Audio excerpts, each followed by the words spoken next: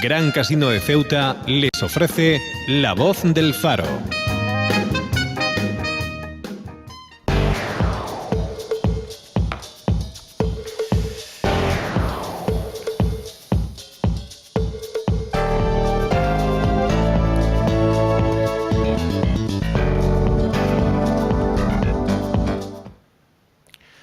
Arrancamos la programación local cuando son prácticamente las 12:05 de la mañana, del mediodía, y estamos aquí en la primera parte de La Voz del Faro. Vamos a estar con ustedes tanto a través del 89.8 de su FM como también a través de la página web del Faro de Ceuta, elfarodeceuta.es, y también a través de redes sociales, en concreto a través de Facebook, donde incluso pueden dejarnos sus comentarios, incluso pues apuntar noticias que en este momento o sucesos que puedan estar ocurriendo en este mismo momento y nos puedan dejar constancia a través de nuestras redes sociales para que los compañeros de este departamento de Grupo Faro se pueda poner a trabajar.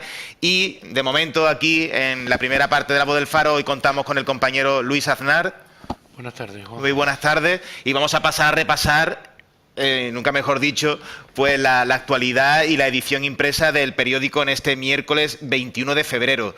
Uno de los temas que lleva en portada y que mayor número tanto de visitas como efectivamente también ha despertado interés en la opinión pública, ya que ayer lo pudimos ver en los medios de comunicación también nacionales, pues fue un tiroteo que, aunque ha ocurrido al otro lado del estrecho, ha ocurrido en Algeciras, en concreto en la barriada del Saladillo. Bueno, pues tiene ciertas ramificaciones con la ciudad autónoma, ya que la persona que efectuó los disparos contra agentes de la policía en Algeciras, pues resulta que es de Ceuta. Es una información que, bueno, que firma la compañera y directora del Faro de Ceuta, Carmen Echarri. Bueno, es uno de aquellos chavales, ¿te acuerdas que habían matado a un portador y que se llegaron a escapar, que lo estuvieron buscando? Eran 3 los acusados, ¿no? Eran 4. Yo recuerdo que cuando le apuñalaron, a mí me llegó la llamada a primera hora de la mañana, fue en agosto del 2014, que estaba de vacaciones, por eso me acuerdo. Y efectivamente, luego tenían en aquel momento entre 14 y 17 años. Fueron todos, me imagino, allí a Calamocarro, sí, a Punta Blanca, pero algunos de ellos que fueron 2 los que se llegaron a escapar en un momento determinado, me parece. Yo recuerdo que había 2. Creo que también, uno fijo, porque yo entiendo, aunque yo seguro que los compañeros de redacción vayan a seguir informando sobre este asunto y iréis dando más datos, yo creo que además esta misma persona luego estuvo implicado, o si no esta misma persona, una de los 2 fugados, por decirlo así, de Punta Blanca, luego además tuvo alguna implicación con otro apuñalamiento, en este caso en la Parisiana, en el año, creo que fue 2 años después, no sé si fue en el año 2016. Lo cierto es que ayer, desde luego, en Algeciras sembró absolutamente el terror, ¿no? Porque por lo visto hubo un control policial, se bajó, disparó, le estuvieron persiguiendo, no lo han cogido, toda la zona del Saladillo, una de las zonas más complicadas de Algeciras, y al final, fíjate tú, termina siendo de Ceuta. Sí, no, de hecho, cuando yo recuerdo haberlo visto en televisión, en la televisión estatal, un canal estatal, y precisamente, bueno, pues siempre tiendes a pensar que cuando ocurre algo puede haber algún ceutí implicado. No sé por qué siempre se tiende, porque haya ocurrido en ocasiones anteriores. Recuerdo que a finales del 2017 también hubo otra operación de la Policía Nacional y la Guardia Civil, que incluso fueron agentes, creo que fueron del Audico de Ceuta, también en la misma barriada, en el Saladillo. Sí, eso fue hace 3 o 4 meses, sí, ¿no? Fue recientemente, y también era porque hicieron un operativo y detuvieron y dispararon, luego tuvieron que ir, sí. Lo digo porque parece que siempre hay ramificación entre los... Al final mucha de la delincuencia de Ceuta termina trasladándose a Algeciras, ¿no? Aunque hay muchos delincuentes de Ceuta que están en la prisión de Algeciras, pero también hay muchos fuera, ¿eh? Sí. Y también recuerdo haciendo referencia a otro artículo, en este caso firmado por ti, Luis, una entrevista que le hiciste al segundo jefe de la Jefatura Superior, a José Manuel Camaño, que él comentaba que estaban asestando a los grupos delincuenciales, a los grupos organizados, estaban dándole bastantes golpes aquí en Ceuta, y bueno, a lo mejor también eso puede ser una hipótesis que planteo yo, se estén trasladando al otro lado del estrecho, ya que aquí, bueno, pues... Al final siempre hay muchas ramificaciones, igual que hay vecindad entre Ceuta y Algeciras para lo bueno, también lo hay para lo malo. Pues seguiremos informando seguro en la edición tanto impresa del Faro de Ceuta como la edición digital, ya digo, porque aparte de estar implicado esta persona en el apuñalamiento mortal que a un porteador, en años sucesivos también se vio implicado, si no esta misma persona, otro de aquellos menores se vio implicado en otro trágico incidente en la Parisiana. Y pasamos al siguiente tema, Luis, porque además esto es un tema que ayer dio aquí en primicia Mohamed Ali, te lo dio a ti en la entrevista que le hiciste al líder de Caballas, y bueno, es ese archivo de la denuncia presentada por Caballas sobre la obra de la Gran Vía. Sí, desde que presentaron la denuncia, que me parece que este jueves, hace 2 semanas, o sea, prácticamente tampoco ha tardado mucho el juzgado en pronunciarse, he estado en contacto mucho con Juan Luis Aróstegui y con Mohamed Ali sobre este tema. Ellos, desde luego, querían sobre todo... ellos estaban esperando, porque les decía, bueno, ¿y ahora cuáles son los pasos? Ellos lo que estaban esperando era que el juzgado, una vez admitido a trámite, les llamara para la ratificación de la denuncia. Ellos esperaban que después de la ratificación de la denuncia, el juzgado pues daría parte de esta cuestión a ¿cómo se llama?, a la ciudad autónoma, para que la ciudad autónoma pues de alguna manera hiciera sus alegaciones y que luego el juzgado decidiera lo que tenía que decidir. Pero la sorpresa fue que le pregunto a Mohamed Ali, justo que él ya estaba aquí sentado antes de empezar el programa, ¿hay novedades? Dice, sí, ahora te las comento. Empezamos a hablar del tema Gran Vía y le pregunto, y la sorpresa fue eso de que el juzgado había decidido pues el sobreseimiento, o sea, el sobreseimiento que es el archivo, ¿no? Me parece que tenemos ¿no? Lo que tenemos es el comunicado, sí, el comunicado que hace, sí, después de la reunión del Consejo Político, ¿no? Exacto, parece? Y yo creo que si te parece lo vemos sí, y ahora resume seguimos la perfección comentando. todo. Después de habernos notificado el Juzgado de Instrucción número 2 de Ceuta el archivo por nuestra denuncia contra el despilfarro de la Gran Vía, el Consejo Político de Caballas ha decidido presentar recurso de apelación, porque esta decisión la consideramos totalmente injusta. Nosotros consideramos desde Caballas que defender el interés general pasa por no permitir que se incumplan las leyes, y la obra de la Gran Vía incumple el Plan General de Ordenación Urbana, el Plan Especial de la Gran Vía y las normas urbanísticas, pese a que Caballas hizo varias advertencias al gobierno de la ciudad.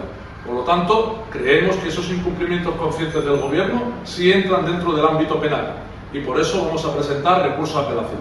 También tenemos que trasladarle a la ciudadanía que la jueza dice que podíamos acudir a la vía contenciosa administrativa. Recordarle a todo el mundo que la vía contenciosa administrativa conlleva la posibilidad de que nos condenen en costas y que en un pleito de 8 millones de euros, si Caballas perdiera ese pleito, tendría que pagar 300.000 euros de costa, algo inasumible.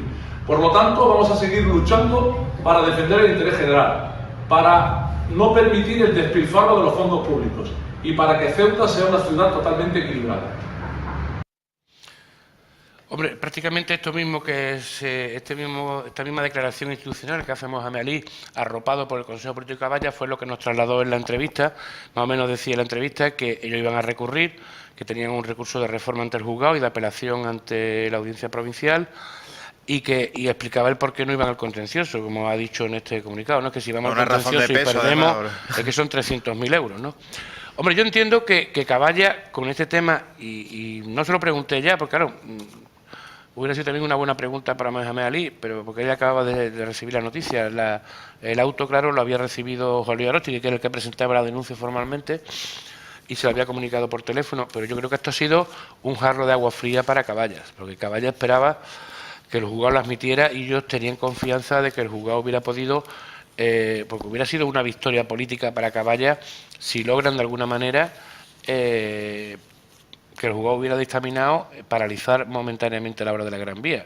Imagínate tú lo que supone, desde cara, desde el punto de vista político, que paralicen la obra, que es la obra estrella, por llamarlo de alguna manera, del equipo de gobierno de cara a las próximas elecciones, ¿no?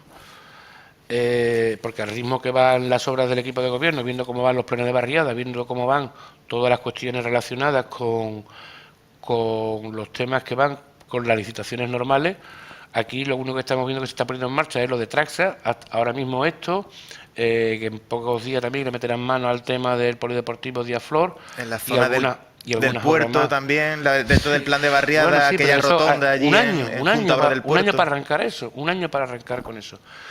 Y... Sí, porque el vial del Quemadero también está aquello bastante... No, el vial del Quemadero está terminado, ¿no? Me parece, pero falta ¿no? asfaltarlo, Falta, sí, me parece que está lo único que cerrado, falta, está cerrado al lo único que tráfico. falta es asfaltarlo. Fíjate que han corrido mucho para hacerlo y después se ha quedado ahí para el asfaltado. Claro, el problema del asfaltado es que no se puede asfaltar. Por eso digo que también Claro. es otra cosa que está ahí El problema es que no se enquistada, puede asfaltar. Y entonces, yo creo que ahora, hombre, van a presentar el recurso de apelación, yo creo, porque hay que hacerlo. Pero ellos saben que difícilmente van a obtener éxito, ¿no? Porque, claro, es que el juzgado le dice, mire usted, la infracción, aquí no observamos infracción penal, esto en todo caso tiene usted que ir por la vía de lo contencioso y preséntenlo por lo contencioso. Que además ya fue precisamente lo que el consejero de Fomento, en otra entrevista que te concedió la semana pasada, él ya dijo que por qué Sí, que habían porque no iba acudido a la vía contencioso. penal en vez de ir Claro, lo al que no sabíamos contencioso. ninguno era que el contencioso te puede costar la broma 300.000 euros. No, eso Por ha sido... por eso no van por lo contencioso, ¿no? Pero bueno, la cuestión está en que, bueno, ahí está todavía. Yo anoche tuve la oportunidad de hablar también a través del WhatsApp con el consejero de Fomento, por si hoy podíamos hablar tener su versión, pero me lo contestó muy muy rápido, incluso por eso aproveché y la versión está incluso en nuestro periódico de hoy, ¿no? Donde viene a decir el consejero, o fuente de la consejería, mejor dicho, para ser más correcto, que ellos no van a hablar del tema respecto a las decisiones judiciales y que, bueno, que hay que ser prudentes porque esto todavía tienen un recurso por delante, ¿no? Entonces... Vicente Álvarez en su viñeta también yo creo que muestra la cara B de cuál puede ser lo que ha pensado el consejero de Fomento, y es que, bueno, en una esquina a la derecha aparece riéndose. O sea que yo creo que... Que llamen al Confidino por los 300.000 euros, ¿no? Sí.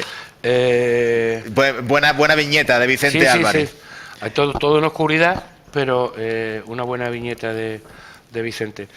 Y yo creo que con esto se va a terminar ya toda la polémica con la Gran Vía, porque llevamos con la Gran Vía, llevamos meses, ¿no? Me parece hablando, porque se ha hablado, yo creo que Caballa ha sido el que ha abanderado de alguna manera el tema de la Gran Vía y ya han acudido al juzgado. Los demás partidos han criticado los temas, pero no han acudido al juzgado. El juzgado le ha venido a dar la razón al equipo de gobierno, no van a ir al contencioso y ahora está el recurso de apelación.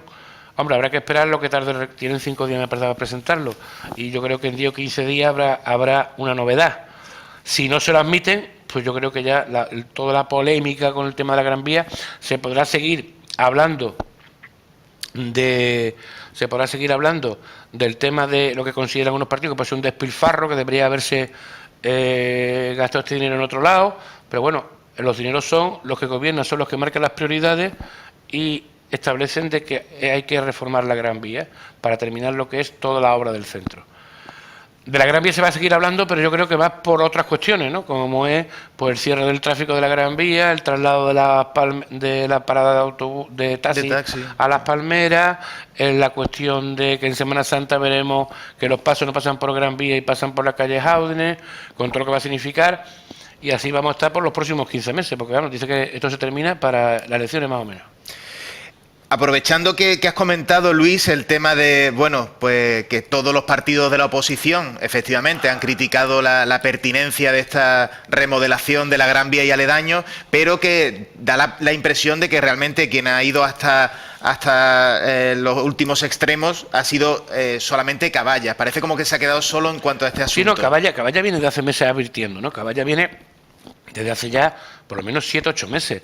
Primero, que no veían lógico que Traxa fuera la que tuviera una comité de gestión para hacer la Gran Vía, que desde su punto de vista se estaba incumpliendo el Plan General de Ordenación Urbana, porque entendían de que cuando hay, lo explicaba ayer Mohamed Ali, cuando hay calles que de alguna manera se tienen que peatonalizar, el Plan General obliga, por lo visto, a una exposición para que la gente pueda opinar.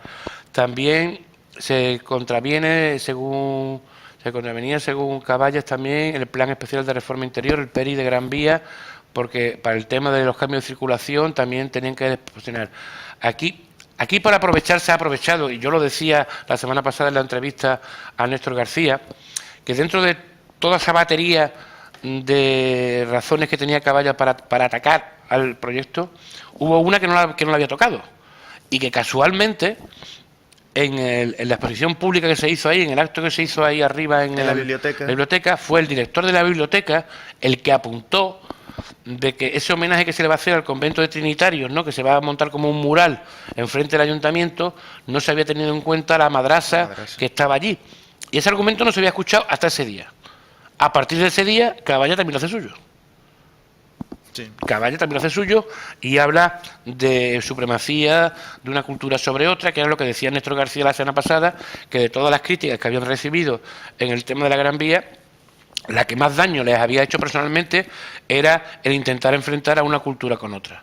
Y ahí pues estuvieron diciéndose de todo durante un par de días y lo cierto es que no, bueno, pues no se avanzó mucho más, pero te digo que Caballa, por hacerse eco, hasta un argumento que no era suyo, lo aprovechó después de la exposición pública o del acto público para hacerlo suyo.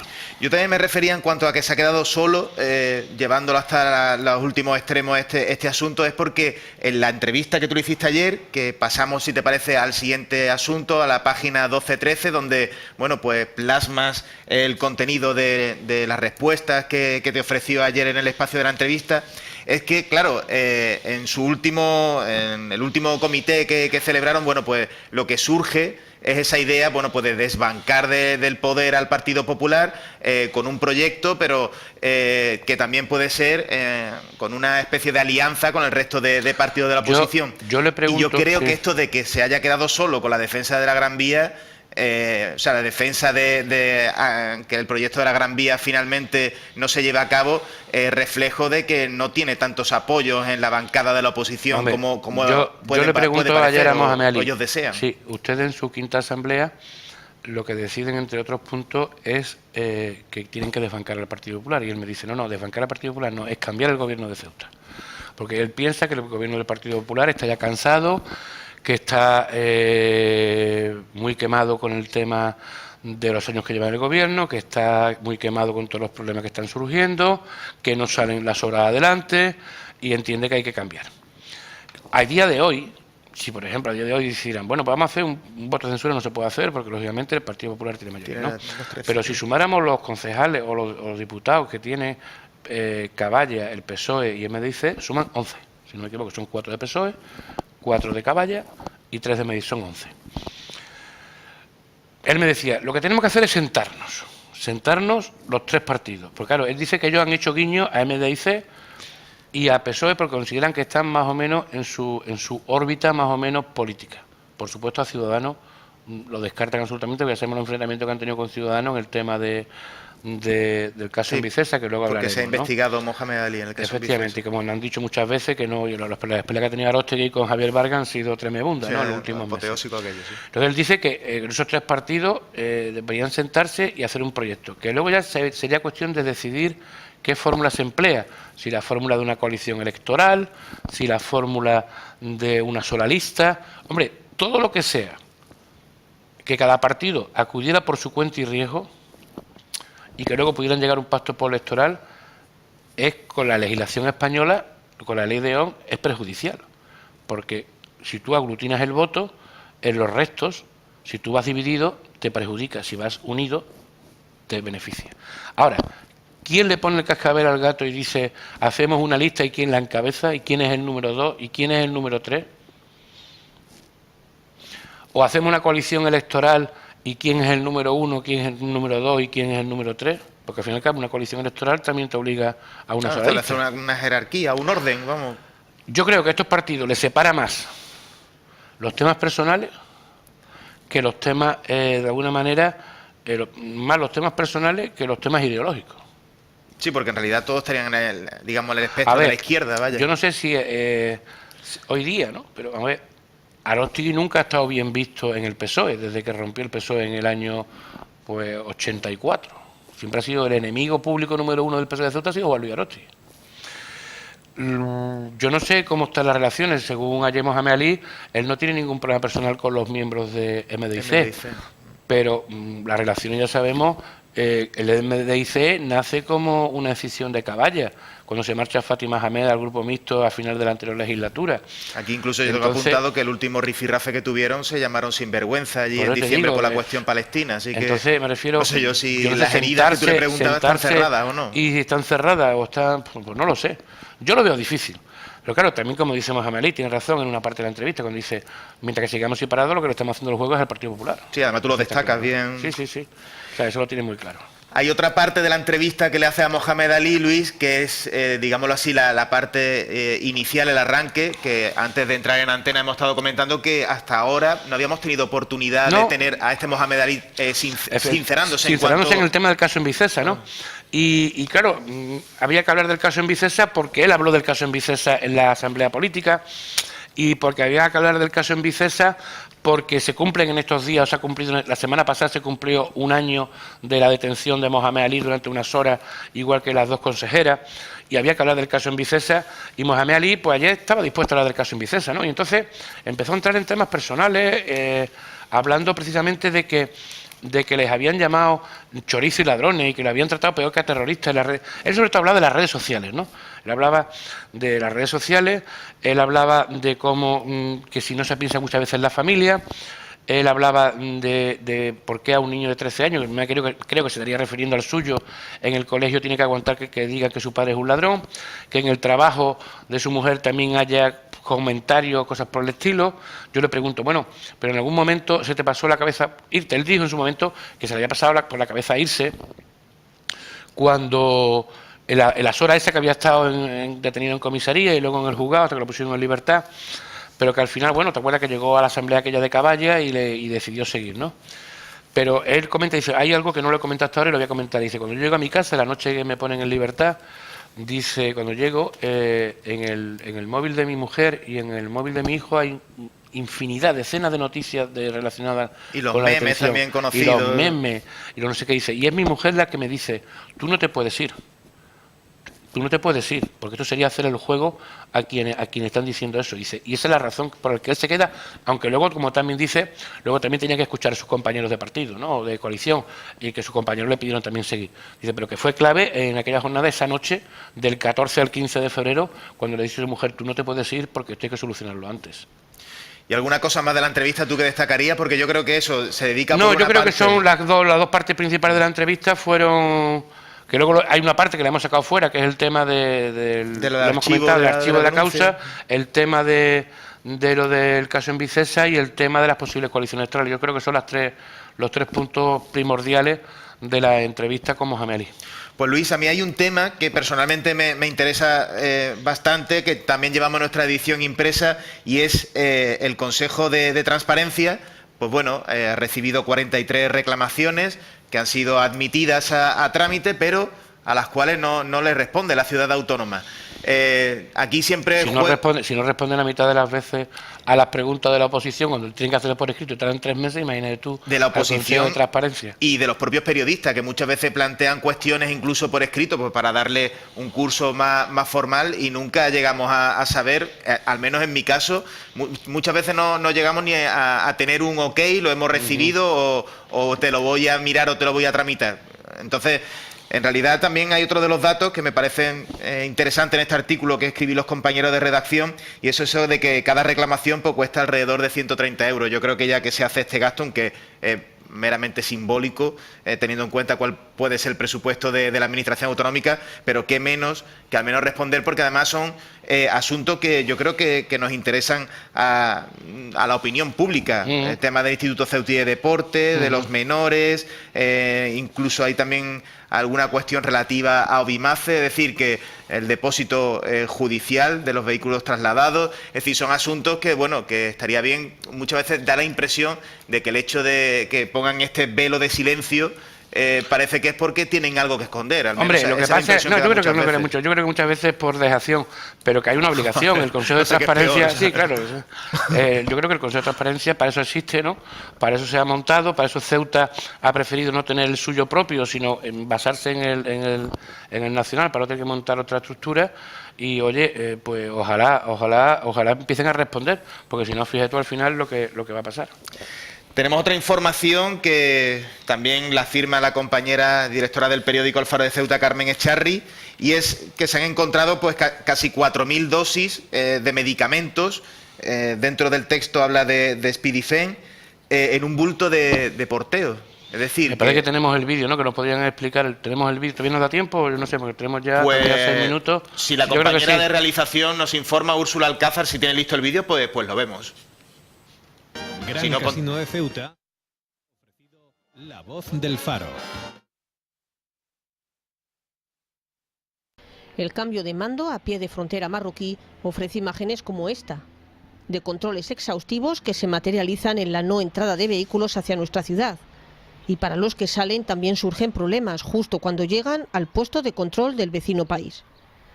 En el Tarajal, los porteadores que quieren sacar sus bultos lo tienen complicado precisamente por estos controles.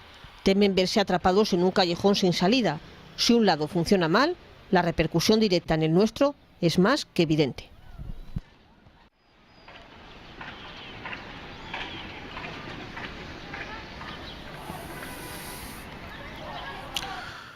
Esto nos hace reflexionar sobre lo que hemos dicho muchas veces. ¿Qué irán en esos bultos de porteo? Sí, además, se supone que también esto habrá sido fruto de una inspección aleatoria, pero exactamente, se supone que en los polígonos solamente, bueno, polígonos y el consigna que en otros puntos de la ciudad solamente se cargan momento, textil, yo recuerdo, alimentación, pero resulta que... Yo recuerdo que cuando se estaba no. construyendo el Tarajal 2 decían que la parte de salida del Tarajal 2 estaba, me parece que iba a estar también en la agencia tributaria, ¿no? Que iba a tener allí un escáner que se ve en cuando... Pero eso no se ha vuelto a saber, de ese escáner no se sabe nada. Vamos, yo la última vez que estuve allí, que hace ya semanas, allí no hay a la vista. Sí es cierto que tal como entran los porteadores, cuando entran por los carriles, ahí efectivamente no hay ningún escáner, al final ya te encuentran los tornos, pero sí es cierto que a la derecha había unas dependencias que yo creo que son las de la agencia tributaria y de la Guardia Civil, que ahí sí había un escáner, al menos cuando pusieron en marcha el Tarajaldo, que fue cuando pude estar más próximo a aquella zona, allí había un escáner. Ahora, que eso esté operativo, que no esté operativo, eso ya es otro asunto, pero sí que es cierto que no solamente se tiene que poner celo, quizás en las inspecciones que se hacen a las naves, sino también pues mirar dentro de esos bultos a ver qué es lo que hay. Habían descubierto 4.000 dosis de medicamento que era Spedifen, pero puede haber de todo. Porque claro, yo entiendo también que y Marruecos siempre ha sido una de las cosas que siempre ha dicho. Oiga, mire usted, que yo no sé lo que está entrando en mi país. Y que esa mercancía tampoco va a estar a la vista en las naves, es decir, eso se tiene que estar... Eso ya viene envuelto. Por eso digo que en realidad... Nos dicen siempre que lo que viene envuelto es la ropa china, pero dentro de la ropa china, ¿qué viene? Yo ya no sé si esto correspondería al GOA de la policía local, si pues corresponde a la agencia tributaria, pero bueno, es que no lo sé. Tiene pinta de lo que tú dices, si ha podido pasar o casi pasan estas 4.000 dosis de un medicamento, a saber qué es lo que puede, pues qué es lo que se puede pasar.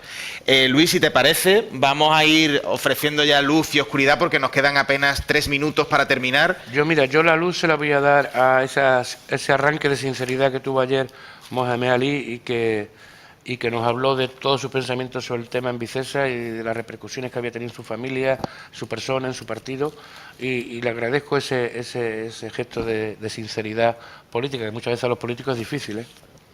Pues yo me sumo, efectivamente, además que se sincerase aquí, además en COPE, que siempre es de agradecer que nos dejen titulares y exclusivas aquí para los oyentes y también para los espectadores del faro de Ceuta.es. Y yo también, tú sabes que yo no soy especialmente deportivo, pero... Tú eres de los deportes que no tienen reglas. Exacto, que eso Raúl Fernández siempre me lo recuerda, el compañero de deportes. Pero yo creo que también merece la pena... Darle hoy a Álvaro Arbeloa, que estuvo ahí en nuestra ciudad viendo a los chavales de la Fundación Real Madrid, ¿no?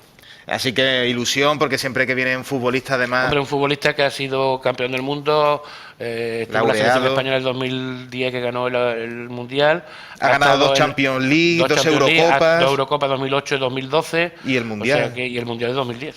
Entonces yo creo que también merece la pena que le demos la luz a Álvaro Arbeloa. Y la oscuridad se la vamos a dar a la ciudad por ese tema del Consejo de Transparencia. Yo se la daba, ¿no? sí. No, se la damos directamente, no hace falta, no lo pensamos. Y yo creo que razones pues, con lo que hemos expuesto sobran.